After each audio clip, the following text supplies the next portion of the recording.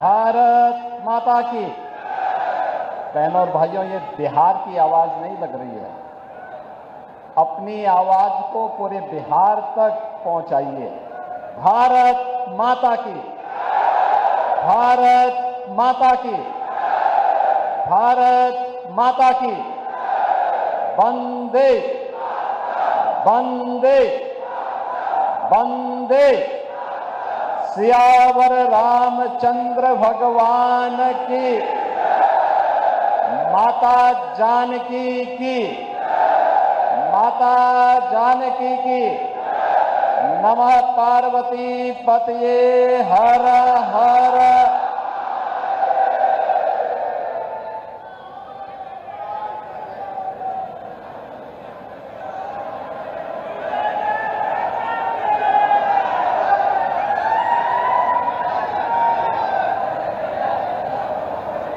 संसद में लंबे समय तक हम लोगों के सहयोगी के रूप में जिन्होंने इस दानापुर क्षेत्र का प्रतिनिधित्व भी किया और विकास में भी योगदान दिया, ऐसे लोकप्रिय नेता, पूर्व केंद्रीय मंत्री श्री राम कृपाल यादव जी के नामांकन कार्यक्रम में आज मुझे आप सबके बीच में आप सबसे संवाद करने का सौभाग्य प्राप्त हो रहा है। इस अवसर पर मंच पर उपस्थित भारतीय जनता पार्टी के बहुत वरिष्ठ नेता, पूर्व राज्यपाल सम्मान्य श्री गंगा प्रसाद चौरसिया जी, फुलवारी विधानसभा क्षेत्र से प्रत्याशी श्री श्याम रजक जी, बिहार सरकार के मंत्री श्री जनक राम जी, राजस्थान के वरिष्ठ नेता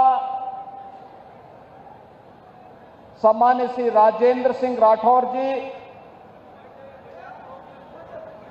दिल्ली विधानसभा के माननीय सदस्य श्री अनिल शर्मा जी, विधान परिषद सदस्य श्रीमती अनामिका सिंह पटेल जी, पूर्व विधायक शशीम गोयल जी, भारतीय जनता पार्टी पटना ग्रामीण के जिलाध्यक्ष श्री रजनीश कुमार जी, लोजपा के जिलाध्यक्ष श्री चंदन यादव जी, जदयू के जिलाध्यक्ष श्री आसिफ आलम जी,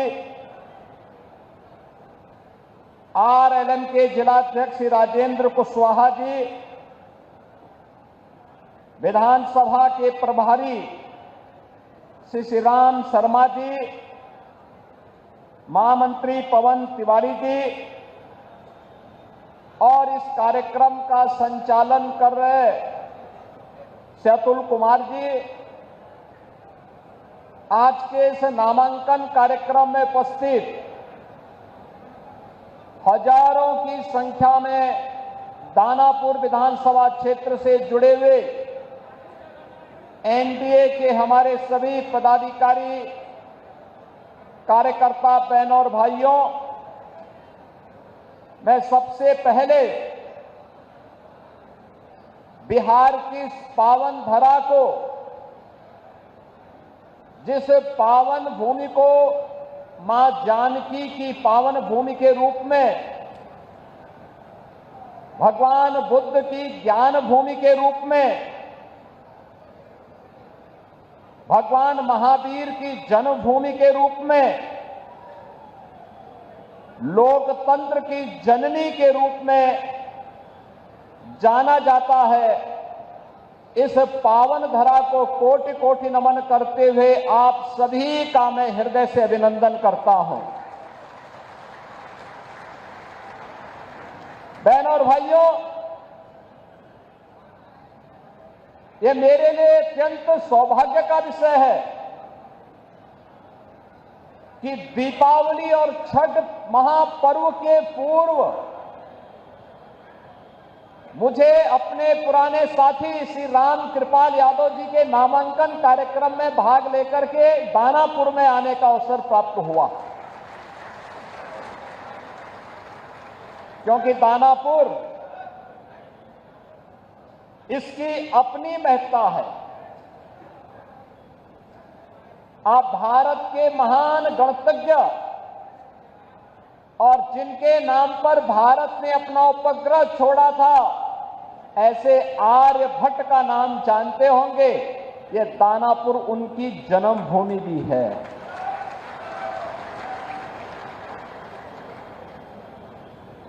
याद रखना, आचार्य कौटिल्य, चंद्रगुप्त मौर्य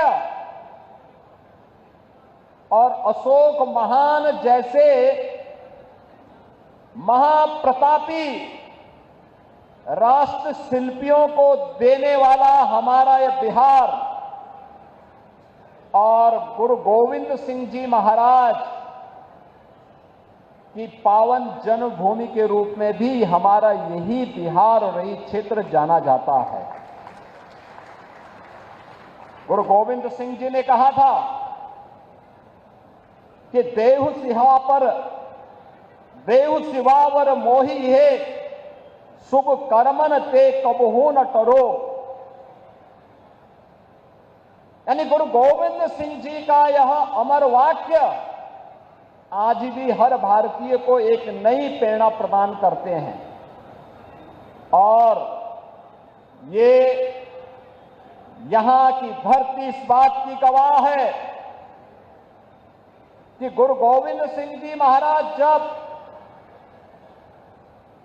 पटना साहिब से उनको बाहर जाना हुआ तो पहला पड़ाव यही दानापुर उनका रहा है।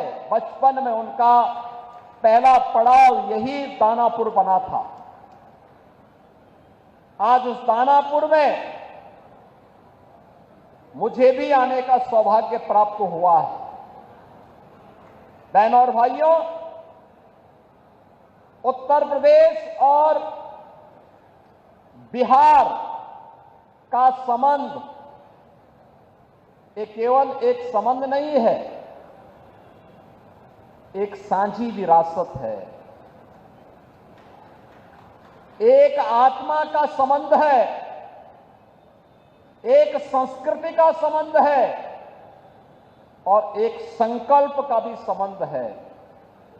ये संबंध उसी प्रकार से टूट है जैसे भगवान राम और मां जानकी का संबंध अटूट है।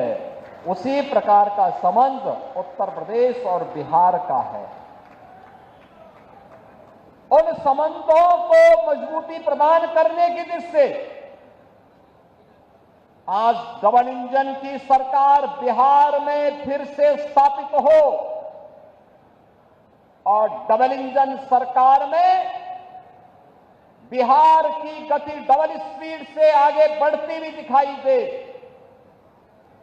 जो कार्य पिछले 20 वर्षों में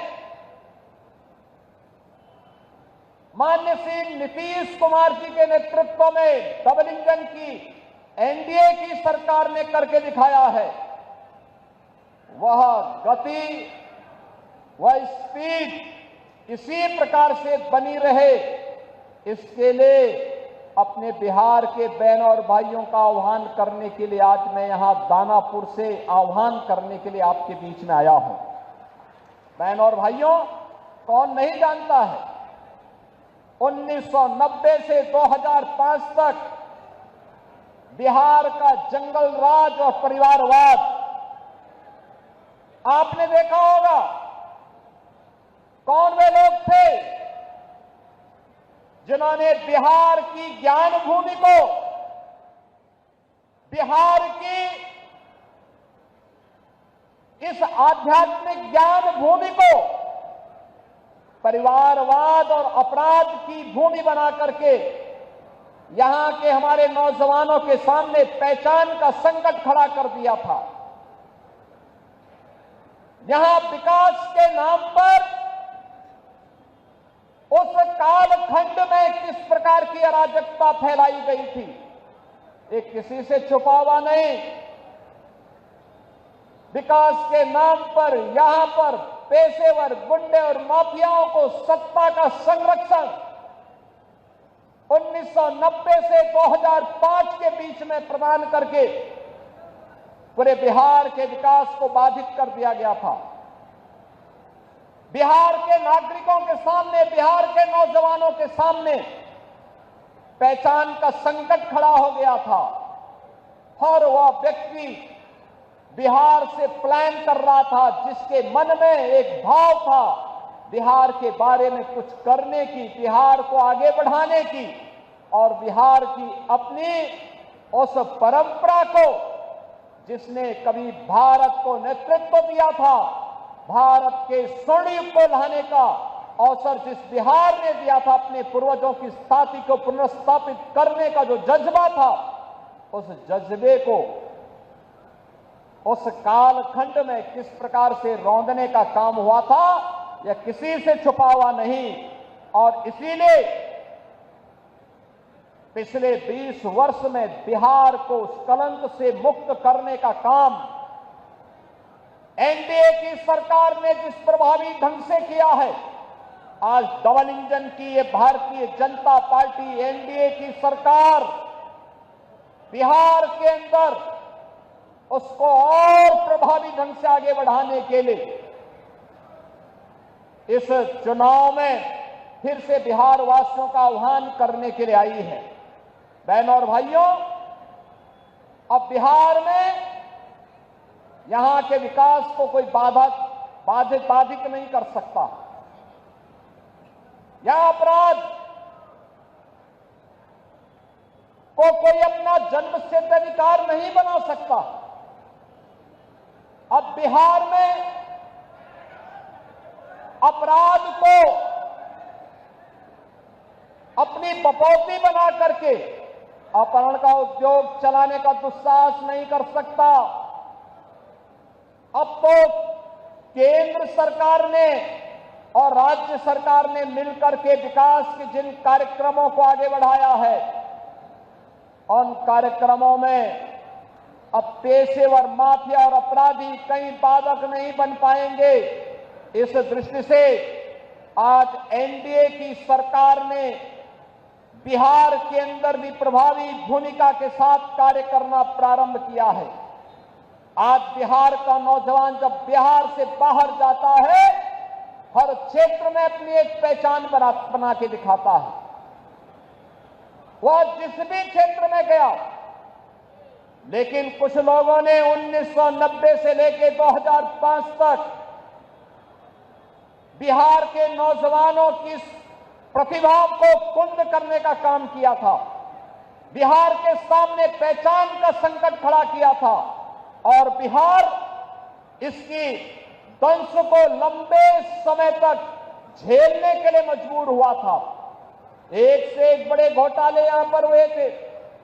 जो पैसा यहां के विकास में खर्च होता, नौजवानों के रोजगार पे खर्च होता, बाढ़ जैसी समस्याओं का समाधान करने के लिए, बियरा के ब्रिजेज के निर्माण के लिए, अमृत योजना में जनता को नगरीय क्षेत्र में बुनियादी सुविधा देने के लिए, हर घर नल के माध्यम से शुद्ध पेयजल की आपूर्ति करने में खर्च होता, वह पैसा यहां पर चारा घोटाले जैसे महा घोटालों में खर्च होकर के बिहार के नागरिकों के सामने पहचान के संकट को खड़ा कर दिया गया था।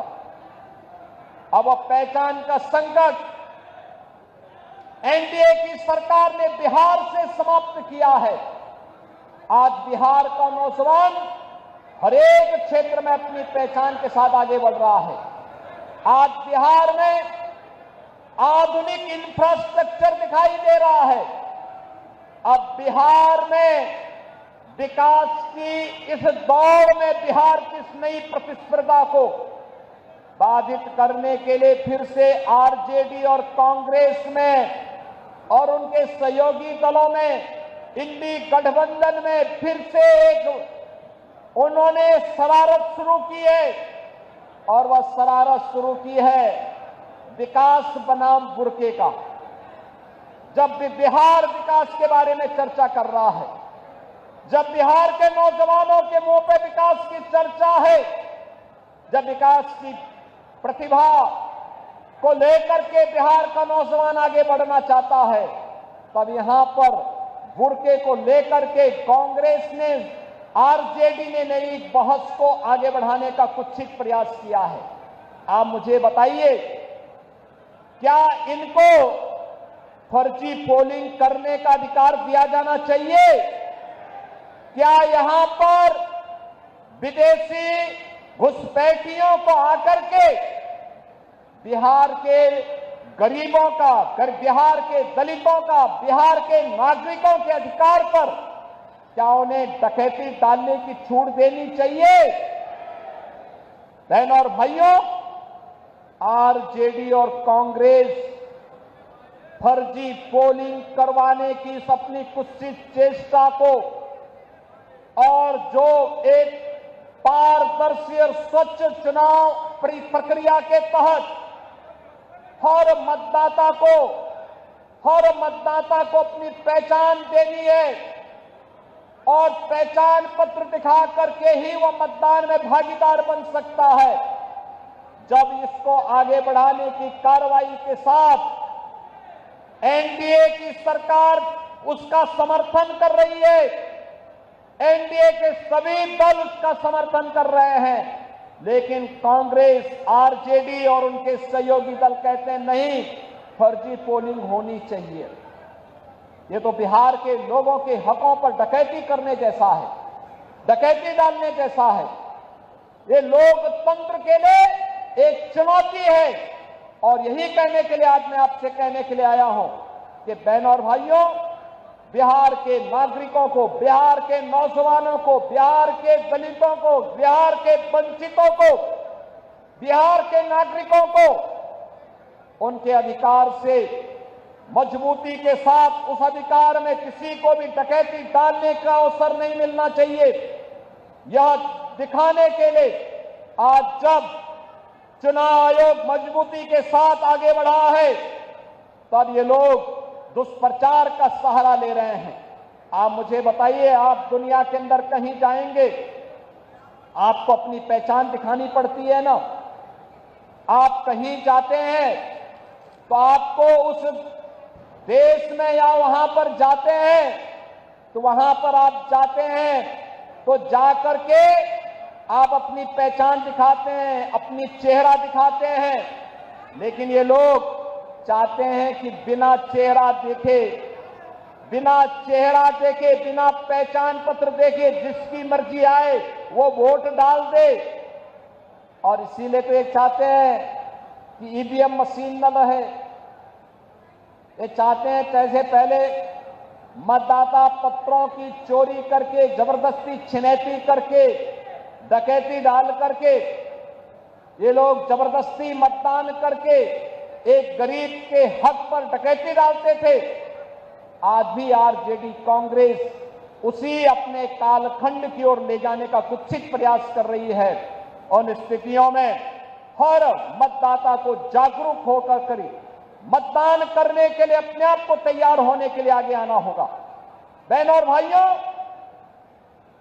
दिल्ली में प्रधानमंत्री मोदी जी के नेतृत्व में और बिहार में एनडीए के नेता और बिहार के मुख्यमंत्री नीतीश कुमार जी के नेतृत्व में आज बिहार विकास की नित नई ऊंचाइयों को प्राप्त कर रहा है। आज बिहार में विकास भी है, विरासत भी है। जो लोग कहते थे कि अयोध्या में राम मंदिर नहीं बन पाएगा, आज आप देख रहे होंगे जब बिहार का राम भक्त बिहार से जाता था, नारा लगाते हुए, कहते हुए जाता था कि रामलला हम आएंगे, मंदिर वहीं बनाएंगे, तब एक कांग्रेस और आरजेडी के लोग कहते थे क्या ये संभव कर पाएंगे क्या? प्रश्न करते थे, बिहार के चुनाव में हम लोग आते थे, हमसे पूछा जाता था क्या राम मंदिर बन पाएगा? हम कहते थे जरूर बनेगा। तब भी हम कहते थे जरूर बनेगा। और बहनों और भाइयों, आज अयोध्या में तो भगवान राम का भव्य मंदिर का निर्माण कार्य पूरा हो चुका है, रामलला विराजमान हो चुके हैं। लेकिन अब बिहार में भी मां जानकी का मंदिर बन रहा है। लगभग 900 करोड़ रुपए की लागत से बिहार में भी वह कार्य प्रारंभ हो गया है। यही है विरासत, यही है विरासत, यही है हमारी विरासत। हम भगवान राम और मां जानकी की इस परंपरा पर भी गौरव की अनुभूति करते हैं। हमें चंद्रगुप्त मौर्य, भगवान बुद्ध और चाणक्य की परंपरा पर भी गौरव की अनुभूति होती है। यह बिहार की वो भूमि है जब कांग्रेस ने लोकतंत्र के गले को घोटने का काम किया था, तब यही बिहार उठ खड़ा हुआ था। यहां का नौजवान खड़ा हो गया था। सरदेव जयप्रकाश जी के नेतृत्व में यही पटना में उन्होंने हुंकार भरी थी और कहा था कि देश के लोकतंत्र का गला घोंटने का अधिकार किसी को भी नहीं देंगे। लेकिन आज जो कांग्रेस लोकतंत्र का गला घोंटने का काम की थी, उसी कांग्रेस की झोली में आरजेडी ने अपने को गिरवी करके रख दिया है। ये जेपी के सपनों पर पानी फेरने का काम ये लोग कर रहे हैं। अपने लूट को बचाने के लिए, अपने भ्रष्टाचार पर पर्दा डालने के लिए ये लोग कांग्रेस की झोली में जाने का काम किए हैं। बहनों और भाइयों, हम सबको बिहार, जिसने दुनिया को लोकतंत्र का पाठ पढ़ाया था, वैशाली का गणतंत्र उसका उदाहरण है। दुनिया के अंदर ज्ञान भूमि के रूप में महात्मा बुद्ध को इसी बिहार की धरती में, गया में ज्ञान प्राप्त हुआ है। दुनिया का प्राचीनतम विश्वविद्यालय नालंदा इसी बिहार की धरती ने दिया है। देश को पहला राष्ट्रपति डॉक्टर राजेंद्र प्रसाद जी के रूप में इसी बिहार की धरती ने दिया है। और वह बिहार आज विकास की जिन ऊंचाइयों को प्राप्त कर रहा है, कांग्रेस और आरजेडी को कतई अच्छा नहीं लगेगा। बहनों और भाइयों, बिहार की इस परंपरा को हम लोगों ने भी अपने यहां मजबूती के साथ जोड़ने का काम किया है। आप याद करिए, सरदेव जयप्रकाश जी की जन्मभूमि बलिया जनपद में, बिहार और उत्तर प्रदेश के जंक्शन में, हमने वहां पर 1977 में सरदेव जयप्रकाश जी ने उत्तर प्रदेश सरकार को लिखा था कि वहां के चिकित्सालय का नामकरण अगर हो सके तो उनकी धर्मपत्नी के नाम पर करवा देना। लेकिन समाजवादी पार्टी ने उत्तर प्रदेश के अंदर नहीं किया, कांग्रेस ने नहीं किया। लेकिन जब उत्तर प्रदेश में हमारी सरकार आई, उत्तर प्रदेश में डबल इंजन की भाजपा की सरकार आई, हमने सबसे पहला काम किया, जयप्रकाश जी की जन्मभूमि में बने हुए चिकित्सालय को भव्य स्वरूप देकर के उनकी धर्मपत्नी के नाम पर उस चिकित्सालय का नामकरण किया है। उनकी जन्मभूमि को बेहतरीन कनेक्टिविटी के साथ जोड़ा है। सरदेव जयप्रकाश जी का भव्य स्मारक बनाया है। हमें प्रयागराज की धरती पर पहला, यानी उत्तर प्रदेश का नेशनल लॉ यूनिवर्सिटी बनानी थी। लोगों ने कहा किस नाम से बनेगा? मैंने कहा देश के पहले राष्ट्रपति डॉक्टर राजेंद्र प्रसाद जी के नाम पर बनेगा।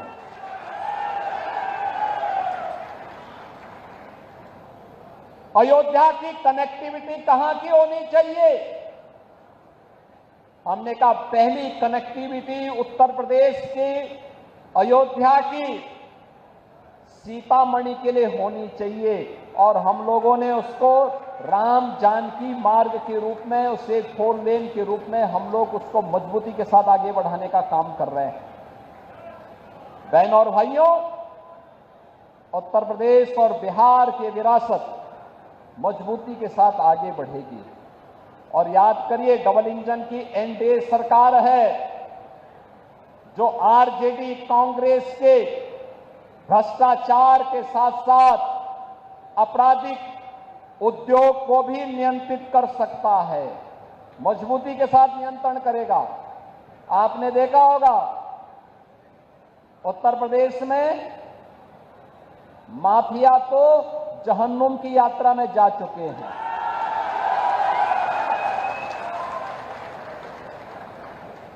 उत्तर प्रदेश में बड़े बड़े जो दुर्दांत अपराधी पहले अपने आप को छाती ठोक करके अपहरण उद्योग में लिप्त थे, आरजेडी के ही पार्टनर वहां पर भी इस अराजकता को फैलाते थे। आज उनकी क्या दुर्गति हो रही है। और हम लोगों ने तो इनकी प्रॉपर्टी को भी जब्त करके गरीबों के लिए आवास बनाने प्रारंभ कर दिए। सबके आवास, हर गरीब को आवास। मोदी जी प्रधानमंत्री आवास दे रहे हैं। देश के अंदर उन्होंने करोड़ों लोगों को आवास दिया, 4 करोड़ लोगों को आवास दे दिया। ये काम कांग्रेस भी तो कर सकती थी। 12 करोड़ गरीबों के घर में शौचालय बना दिए, 10 करोड़ से भी गरीबों को उज्ज्वला योजना के कनेक्शन दे दिए, 50 करोड़ गरीबों को आयुष्मान भारत की 5 लाख रुपए की स्वास्थ्य बीमा का प्रतिवर्ष सुविधा उपलब्ध करवाई जा रही है। देश के अंदर 80 करोड़ गरीबों को कोविड कालखंड से लेकर के लगातार 29 तक फ्री में राशन की सुविधा का लाभ दिया जा रहा है। बहनों और भाइयों, ये काम कांग्रेस भी कर सकती थी, लेकिन गरीब कल्याण न कांग्रेस के एजेंडे में था, न आरजेडी के एजेंडे में। इनके एजेंडे में तो परिवार कल्याण था, स्वयं का परिवार का कल्याण हो। इनके एजेंडे में कांग्रेस का भी परिवार का कल्याण था और आरजेडी के भी एजेंडे में वही परिवार कल्याण था। एनडीए ने पूरे भारत को और बिहार के अंदर पूरे बिहार को ही अपना परिवार मान करके बिना भेदभाव की योजनाओं का लाभ दिया। और इसीलिए जब प्रधानमंत्री मोदी जी दिल्ली से बड़े बड़े इंफ्रास्ट्रक्चर दे रहे हैं, आज बिहार की पहचान बन रही है। बिहार में नए नए विश्वविद्यालय बन रहे हैं, बिहार में मेट्रो जैसी आधुनिक पब्लिक ट्रांसपोर्ट की सुविधा प्राप्त हो रही है, इनलैंड वाटर वे की सुविधा आ रही है, नए एयरपोर्ट बन रहे हैं, नौजवानों के लिए नौकरी और रोजगार की नई नई संभावनाएं आगे बढ़ रही हैं। उन स्थितियों में विकास की आभा समाप्त नहीं होने देनी है। दीपावली में जैसे हर घर में एक जगमगाहट होती है, छठ के पर्व में एक महा उत्सव जैसा माहौल होता है, ऐसे लोकतंत्र की धरती पर लोकतंत्र का कमल इसी प्रकार से खिलता हुआ दिखना चाहिए कि एक तरफ बिहार विकास करेगा और दूसरी तरफ एनडीए की सरकार मजबूती के साथ यहां के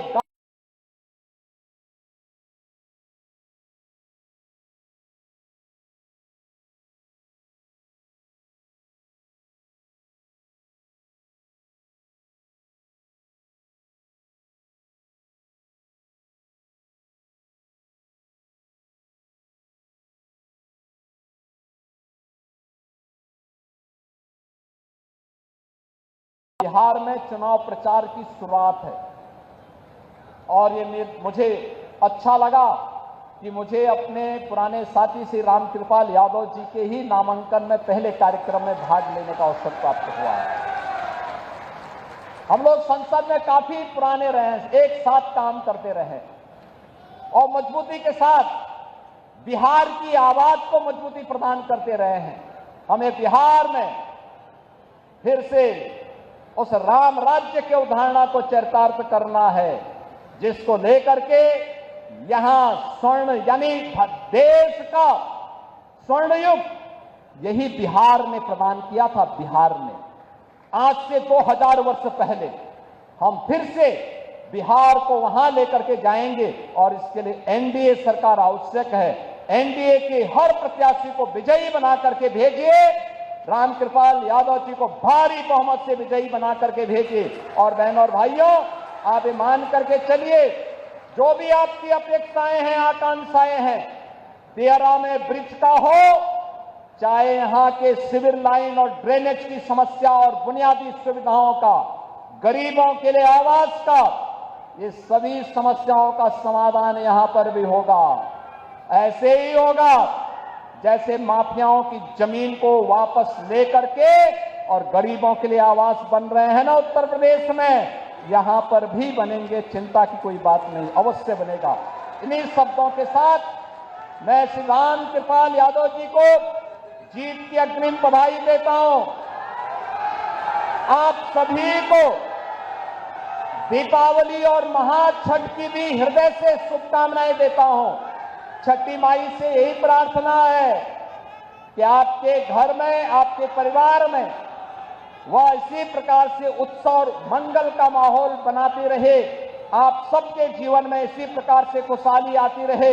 इस विश्वास के साथ मैं अपनी वाणी को देता हूं विराम। मेरे साथ बोलेंगे जय जय श्री राम।